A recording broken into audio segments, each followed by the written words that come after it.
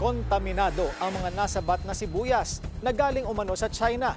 Ang mga nagpuslit nito maharap sa patong-patong na kaso.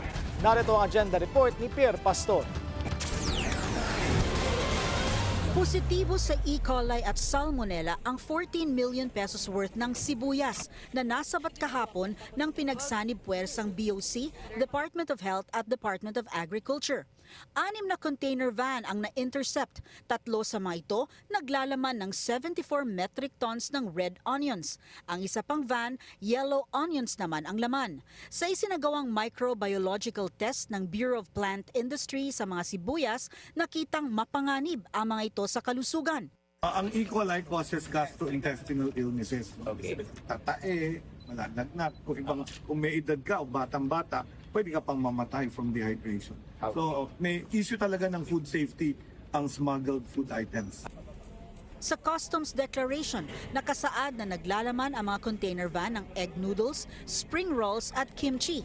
Pero nang buksan, tumambad ang fresh onions at may kasama pang frozen mackerel na tinatayang nagkakahalaga ng 20 million pesos. Mula China umano ang shipment. Utos to ng ating mahal na Pangulo to make food cheap and safe. So hindi po pwedeng ganitong contraband hindi dumaan sa FDA.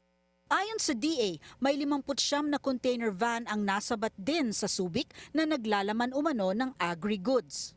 Ayon sa batas, ang smuggling at hoarding ng agricultural commodities ay itinuturing na economic sabotage, lalo na kung lampas sa 10 milyon ang halaga nito. Para sa agenda, Pierre Pastor, Billionaire News Channel.